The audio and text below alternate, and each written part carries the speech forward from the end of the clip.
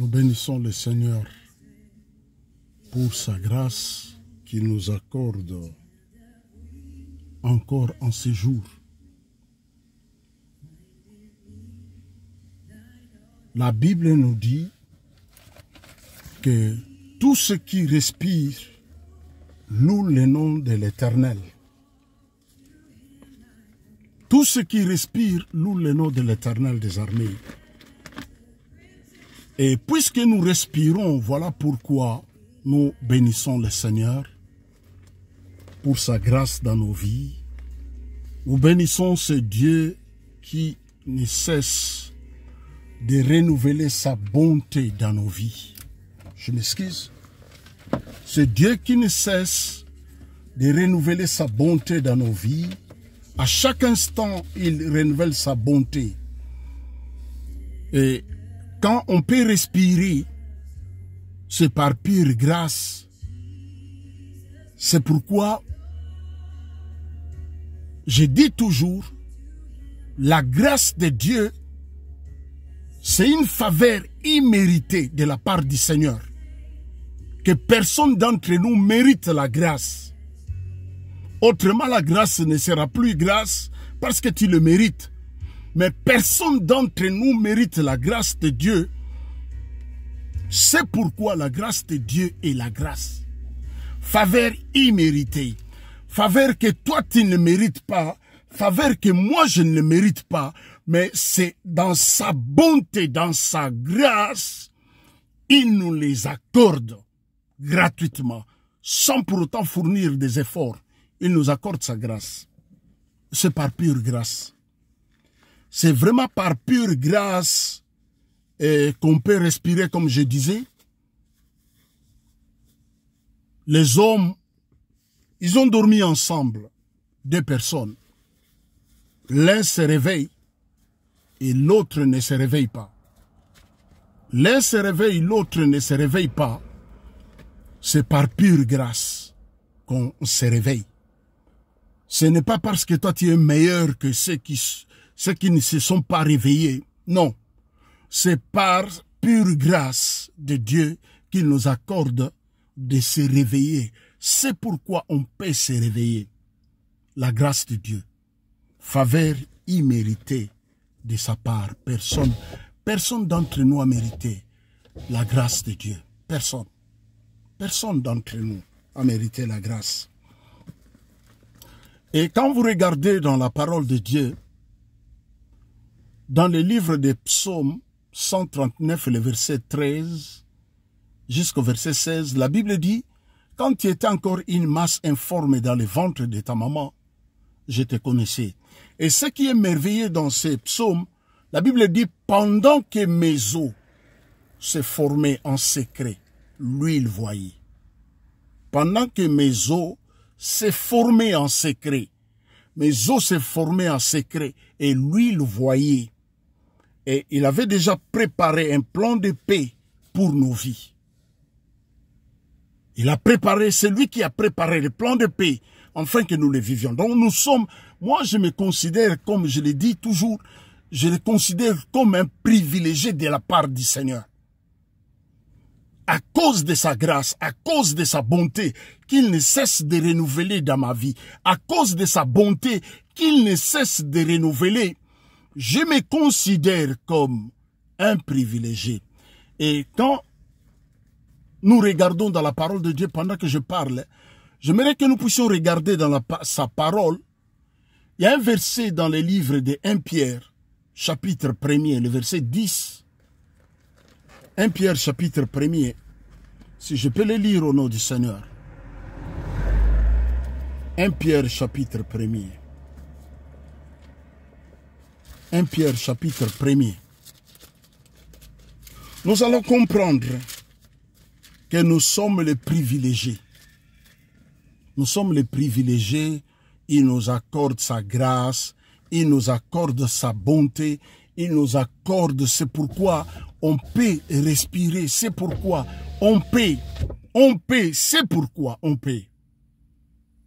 Chapitre 10, la Bible dit ceci. Je lis au nom du Seigneur. Les prophètes qui ont prophétisé touchant la grâce qui vous a été réservée. Donc, la grâce que les prophètes ont prophétisée, cette grâce nous a été réservée. C'est pourquoi je dis, c'est une faveur imméritée, personne n'a mérité, qui vous a été réservée. Les prophètes qui ont prophétisé touchant la grâce qui vous a été réservée ont fait de ce salut. Parce qu'on se souviendra dans l'ancien temps, la grâce de Dieu était là et la grâce retournée. Mais ils ont prophétisé que la grâce viendra et la grâce va demeurer. C'est pourquoi on va lire la parole de Dieu. Le salut qui vous a été réservé, l'objet de leur recherche, de leur investigation, voulant sonder l'époque et les circonstances marquées par l'Esprit de Christ qui était en eux et qui attestait d'avance les souffrances de Christ et la gloire dont elles seraient suivies. Il leur fut révélé que ce n'était pas pour eux-mêmes, mais pour vous, pour nous. C'est pourquoi je dis, nous sommes des privilégiés. Moi, je me considère comme un privilégié. Les prophètes, ils voulaient sonder l'époque. Ils voulaient sonder cette époque hier. Pendant qu'ils prophétisaient de la grâce, le salut vient. Et le salut viendra. Et le salut, la grâce va demeurer. Ils ont fait de ce salut l'objet de leurs recherches. C'est pourquoi je disais, je suis un privilégié. Tu es un privilégié. Parce que ceux qui ont prophétisé la grâce, ils voulaient sonder cette époque. Ils voulaient comprendre quel est le temps que la manifestation de la grâce viendra et la grâce va demeurer. Ils n'ont pas pu. Et il leur a été révélé, ce n'était pas pour eux, mais c'est pour nous. C'est pourquoi je dis, nous sommes les privilégiés. Pour nous, aujourd'hui, la grâce est là, la grâce du Seigneur demeure. La grâce est là et la grâce du Seigneur demeure dans nos vies. Donc nous sommes les privilégiés. Nous sommes les privilégiés de la grâce, de la bonté du Seigneur dans nos vies. Et personne puisse te priver de la grâce du Seigneur. Personne. Par des philosophies ou des choses qui peuvent t'empêcher de bénéficier ou de comprendre que tu es un privilégié. La grâce que les prophètes ont prophétisée et toi tu y es le privilégié. Je suis dans le livre d'Ézéchiel. Ézéchiel chapitre 18, le verset 4. Ézéchiel chapitre 18, le verset 4, qu'est-ce que la Bible nous dit? Je lis au nom du Seigneur. La Bible dit ceci, il est écrit, « Voici tous les âmes sont à moi, l'âme du Fils comme l'âme du Père. L'une et l'autre sont à moi. L'âme qui pêche, c'est celle qui mourra. » Il dit, voici, tous les âmes sont à moi. Ici, c'est Dieu qui parle. Et il dit, voici tous les âmes, l'âme du Père comme l'âme du Fils, sont à moi. Et l'âme qui va pécher, c'est l'âme qui va mourir. Les péchés.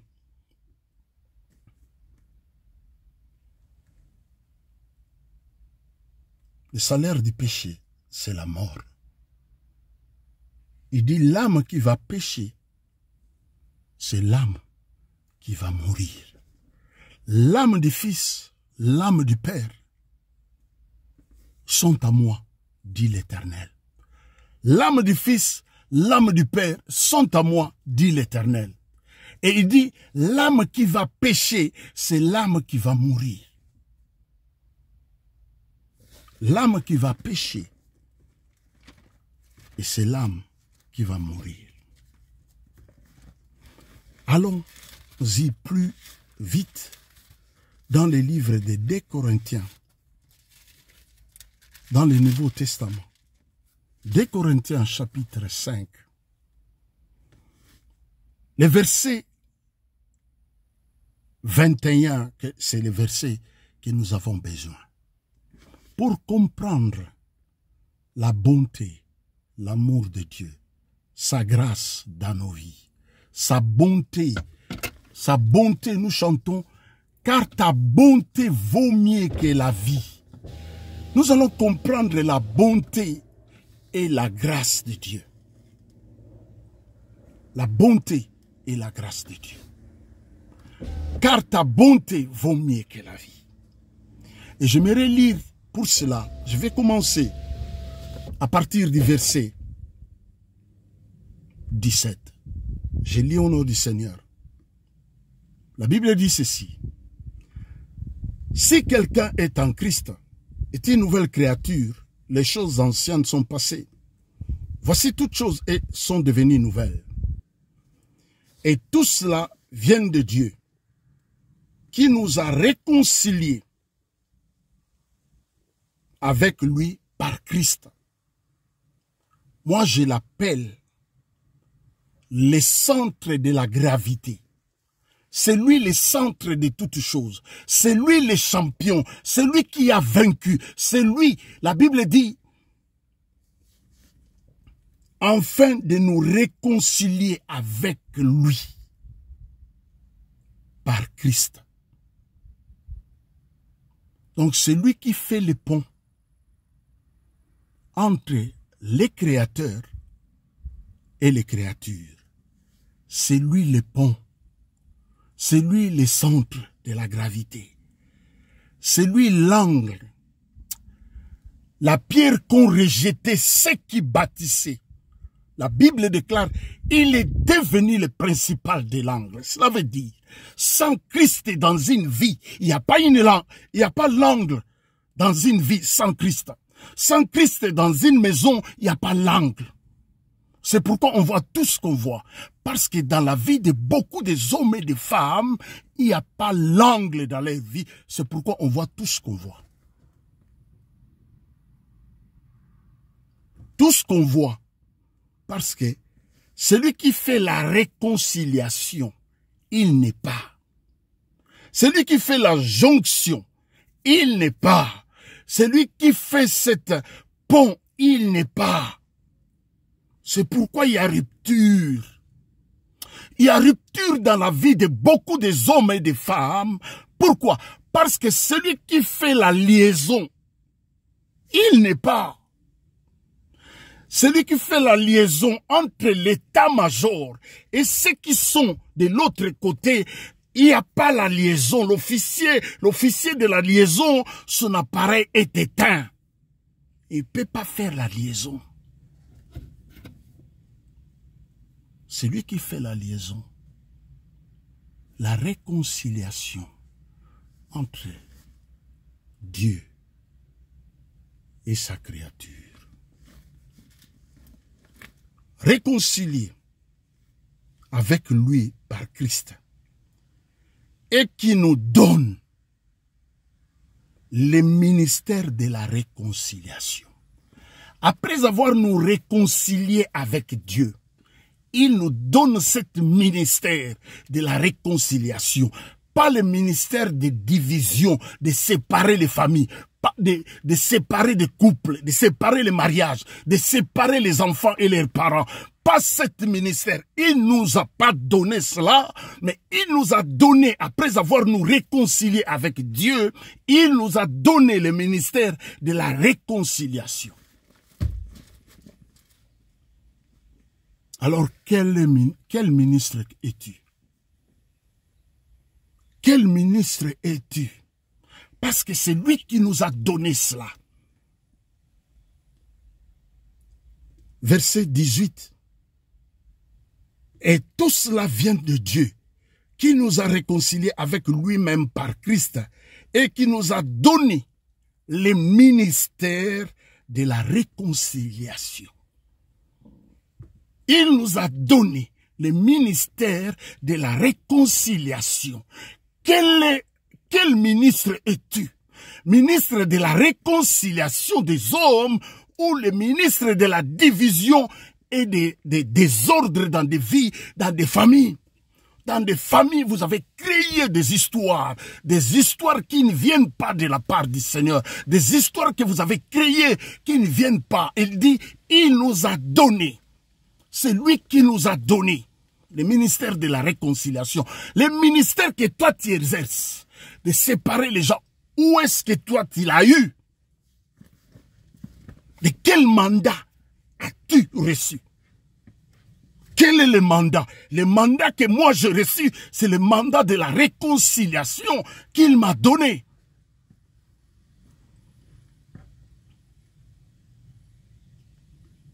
Éphésiens nous parle. Éphésiens nous dit, enfants, obéissez à vos parents. On lit la parole de Dieu. Éphésiens chapitre 6, et verset 1er. Écoutez ce que la Bible me dit. Enfants, obéissez à vos parents selon le Seigneur. Pas selon daddy, pas selon pasteur, pas selon archi, pas selon pape, pas selon les frères, pas selon la sœur. Parce qu'aujourd'hui, tu vois les ministères qui se réveillent tôt, à 6 heures, ils commencent à parler, diviser les gens à la longueur de la journée. Ce qu'ils font, c'est seulement si ta vie ne marche pas, si ta vie n'évolue pas, si ta vie, dans des pays comme là où nous on vient, les taux de chômage, c'est plus de 75%. Le taux de chômage. Et tu vas dire à ces gens-là, certaines personnes, depuis qu'il est né, il n'a jamais travaillé jusqu'à ses 70 ans. Il n'a jamais travaillé. Parce qu'il n'y a pas de boulot. Et vous allez me dire, mais il y a toujours petites choses à faire. Il a essayé, mais il n'y en a pas. Et tu vas dire à ces gens-là, si tu es comme ça, parce qu'il y a une malédiction dans votre famille. Il dit, selon le Seigneur, car cela est juste. Honore ton père et ta mère. C'est le premier commandement avec une promesse. Quelle est la promesse que le commandement dit? Le verset 3, il dit, afin que tu sois heureux.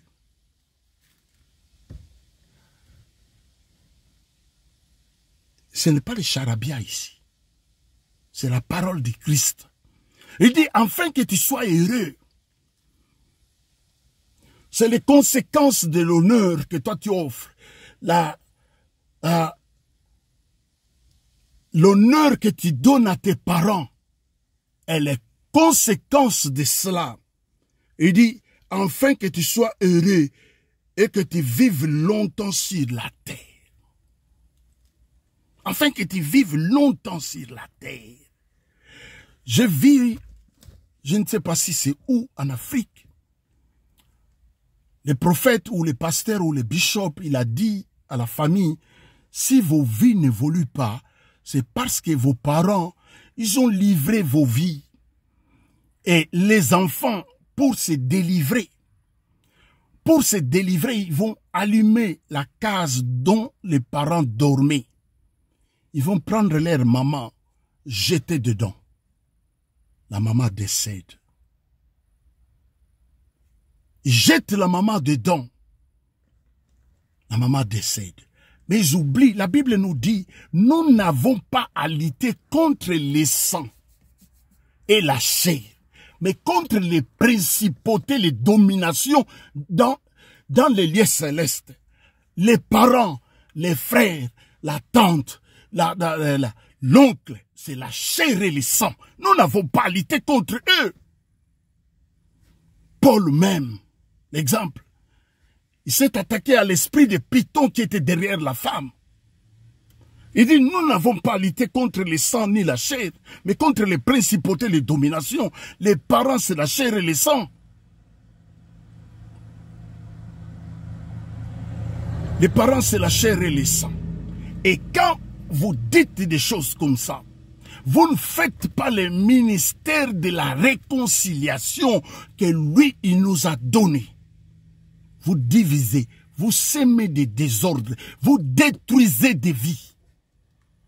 C'est ce que vous faites à la longueur de la journée. Vous allez voir. Il dit, honore ton père et ta mère.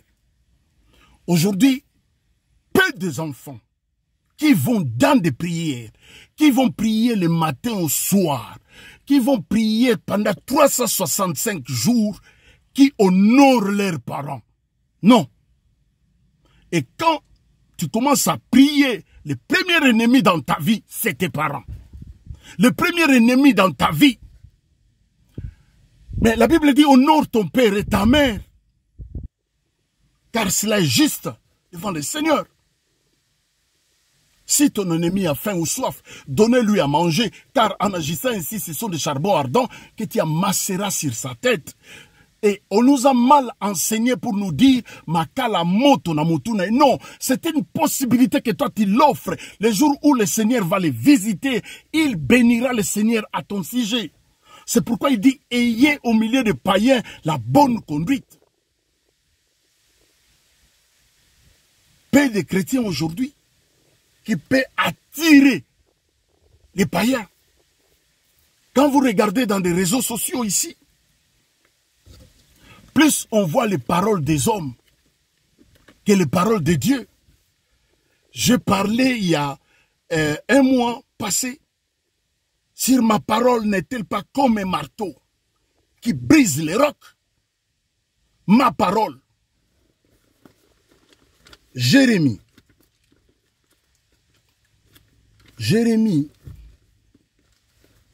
chapitre 23. Le verset 29.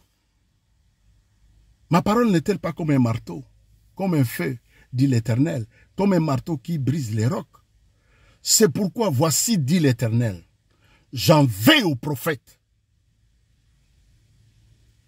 qui se dérobent de mes paroles l'un et l'autre.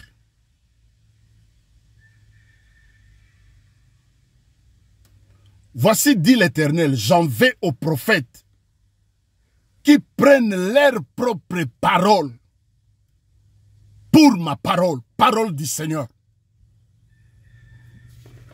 Dieu dit, il en veut aux prophètes qui prennent leurs propres... Quelles sont les propres paroles des prophètes? Toutes les paroles que nous entendons aujourd'hui dans des réseaux sociaux, que les soi-disant chrétiens partagent cela. C'est des paroles des hommes, ce n'est pas la parole de Dieu. Il dit, j'en veux aux prophètes qui se dérobent de ma parole et qui prennent leurs propres paroles. Quelle est leur propre parole? Écoutez leurs propres paroles. Il dit, moi je ne fais pas du mal aux enfants d'autrui. Personne ne peut faire du mal à mes enfants. Et à la longueur de la journée, ils enseignent le peuple de Dieu. Et le peuple de Dieu commence à croire que c'est ça la parole de Dieu. Non, ça ce n'est pas la parole de Dieu. Ça c'est la parole des hommes. Et Dieu est contre cela. Ce n'est pas moi, c'est la parole de Dieu. Jérémie chapitre 23, le verset 29 au verset 30.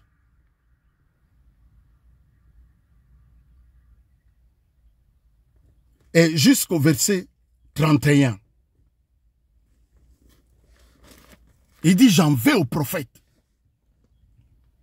Quand vos vies n'évoluent pas, quand vos vies ne marche pas, il faut s'arrêter, vous poser des bonnes questions pour avoir la bonne réponse. Quand tu ne te poses pas la bonne question dans ta vie, tu ne peux pas avoir la bonne réponse. C'est pourquoi tu peux gêner. On peut t'imposer les pieds. On peut t'imposer les mains. C'est pourquoi moi, la parole de Dieu me dit, ne te précipite pas d'imposer les mains aux gens. La parole de Dieu me dit, ne te précipite pas. Parce qu'aujourd'hui, ce que nous faisons plus, c'est le matalana, comme on dit les Quinois. Matalana, on veut voir, je vais me faire voir que c'est moi qui impose les gens les mains. Tu imposes quelqu'un la main, ou les mains, ou les pieds, quelqu'un qui a des problèmes, pas avec sa famille, mais avec Dieu. Et toi et lui, vous avez des problèmes avec Dieu. Et si vous deux, vous avez des problèmes avec Dieu, qui peut intervenir pour vous? Il dit, honore ton père et ta mère. Peu les font.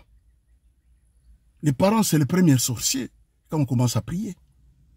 Moi, je ne cesserai de le dire. Avant de voyager, avant de quitter les Zaïre, j'étais à genoux devant mon père.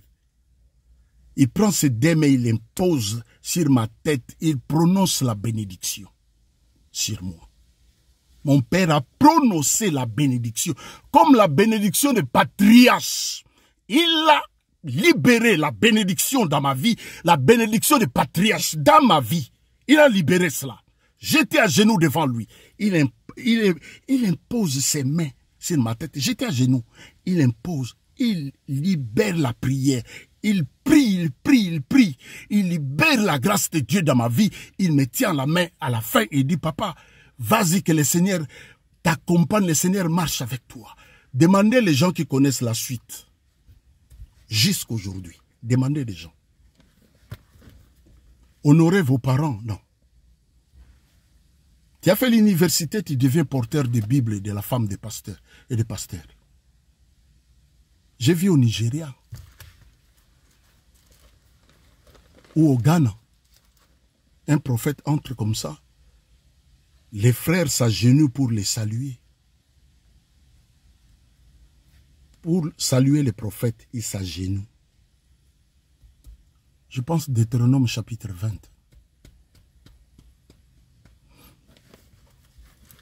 Deutéronome chapitre 20. Ils saluaient les prophètes à genoux. Honore ton père et ta mère. Cela est juste. D'après le Seigneur. D'après le Seigneur, cela est juste. Cela est juste. Je suis dans le livre d'Ézéchiel, là où nous étions. Ézéchiel 18. Non, pardon, nous étions dans les livres des Corinthiens, parce qu'on a quitté déjà Ézéchiel. 2 Corinthiens chapitre 2, le verset 2 Corinthiens chapitre 5, le verset 21.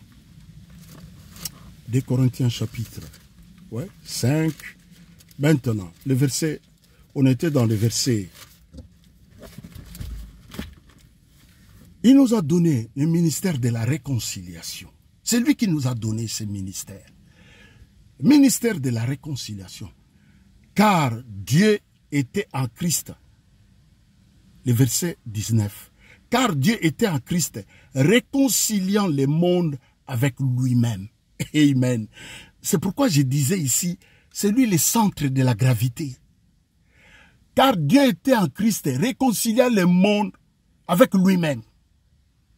Ça, c'est le mystère. Et j'aime le mystère de la parole de Dieu. Avec lui-même. En n'imputant point aux hommes leurs offenses. Et il a mis en nous la parole de la réconciliation. Il a mis en nous la parole de la réconciliation. Quelle est la parole que Dieu a mis dans ta bouche? Quand tu ouvres ta bouche, c'est à la longueur de la journée. Faites attention, faites attention, faites attention. Vous savez, moi, je suis des années 60. J'étais au Zaïre. À l'époque, il y avait des sorciers.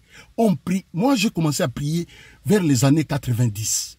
Le 12 décembre 1990, j'ai reçu le Seigneur. Mais dans les quartiers, on avait des sorciers. Mais cela n'empêchait pas nos vies d'évoluer. Cela n'empêchait pas les hommes. Mais à l'époque, on dit qu'il y avait un amour extraordinaire.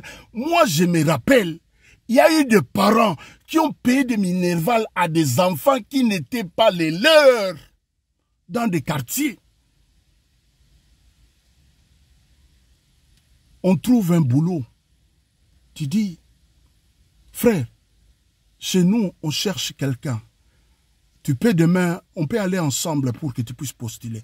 Il y avait l'amour hier. Et quand le ministère de division est venu, tu connais son état d'âme. Tu connais comme ça, a divisé tout le monde et nos pays africains aujourd'hui.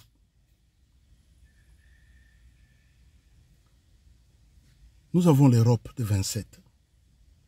Ensemble, ils se partagent les informations. Ils se partagent des choses. Ils se partagent la technologie. Nous sommes dans Haïti. On travaille avec des hommes qui sont à Uruguay, les hommes qui sont à Moldavie, les hommes qui sont partout, à Houston, partout. On partage les informations. Mais chez nous, tu ne connais pas son état d'âme. Divisé pour mieux régner, on vous a divisé aujourd'hui. C'est comme des fan clubs. Tu touches à son pasteur, il est prêt à se battre. Tu peux toucher à son mari, celui qui l'a honoré. Tu peux toucher à sa femme, celle qui prépare pour lui. Mais essaie de toucher à son pasteur. Le nôtre, il se suffit en lui-même, nous dit la parole de Dieu. C'est pourquoi il dit à moi la vengeance, à moi la rétribution, dit l'Éternel. Mais les vôtres, on touche à votre pasteur. Vous, ses adeptes, vous réagissez. Parce que le Dieu que lui, il sert, il n'est pas capable. C'est pourquoi vous l'aidez. Il nous a donné le ministère de la réconciliation, pas de division. Nous faisons donc les fonctions d'ambassadeur pour Christ. Amen. Donc les fonctions que moi j'exerce maintenant sur la terre, d'après 2 Corinthiens chapitre 5, verset 17. Si quelqu'un est en Christ, j'ai fait les fonctions d'ambassadeur. Donc je ne suis pas n'importe qui, je représente les cieux sur la terre. Moi, je représente les cieux sur la terre. Il dit, vous êtes dans le monde, mais vous n'êtes pas du monde. Vous êtes dans le monde, mais vous n'êtes pas du monde. Je dis toujours cet exemple. J'étais à Cape Town, en Afrique du Sud, en 2017. Je prenais l'avion pour Paris, Bruxelles. Et on était avec un Américain. On vient, on donne nos passeports. Et puis, lui, il vient.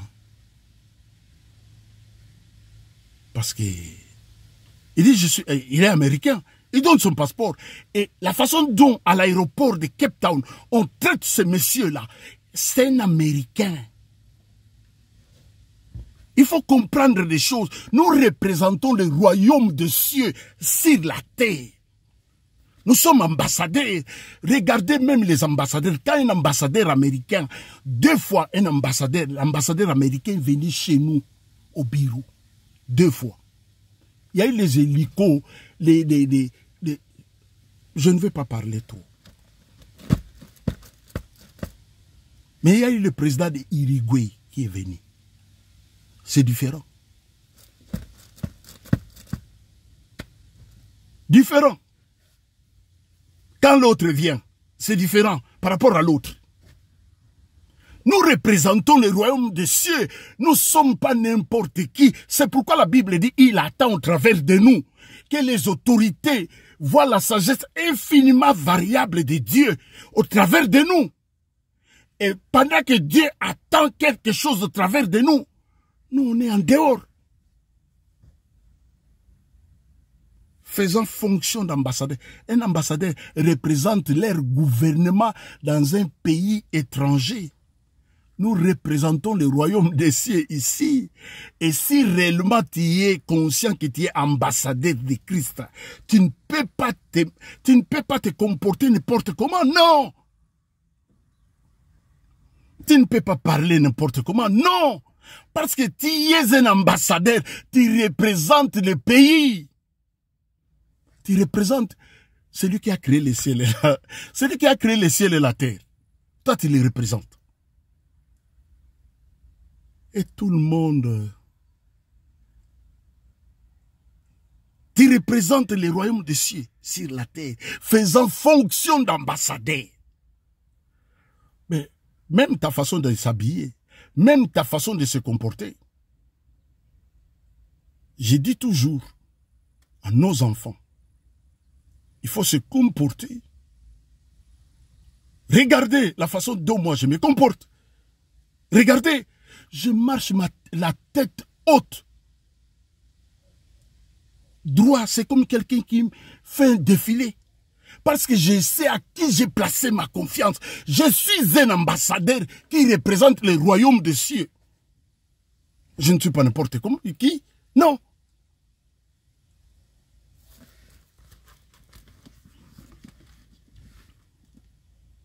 Nous faisons fonction d'ambassadeur pour Christ. Comme si Dieu est exhorté par nous. Ah, God. Comme si Dieu est exhorté par nous. Mais quand tu regardes les exhortations d'aujourd'hui, mais est-ce que Christ, on lui a posé la question, cet enfant est malade, c'est à cause du péché de son père ou de sa mère ou de lui-même? Il dit non, c'est pour que la gloire revienne à Dieu. Dieu bénit sa parole. Dieu bénit les ambassadeurs qui se comportent comme des ambassadeurs. Les hommes et les femmes qui exhortent comme si Dieu exhortait en eux. Pas de division. Pour mieux régner, dominer sur les gens.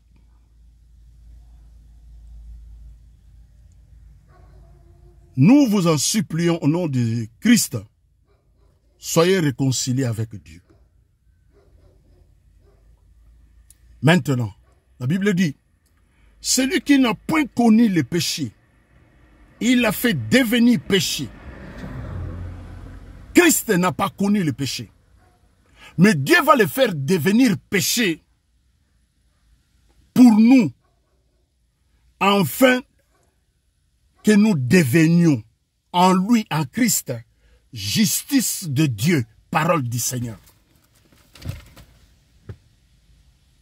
Christ n'a pas péché. La Bible dit, l'âme qui péchera, c'est l'âme qui mourra.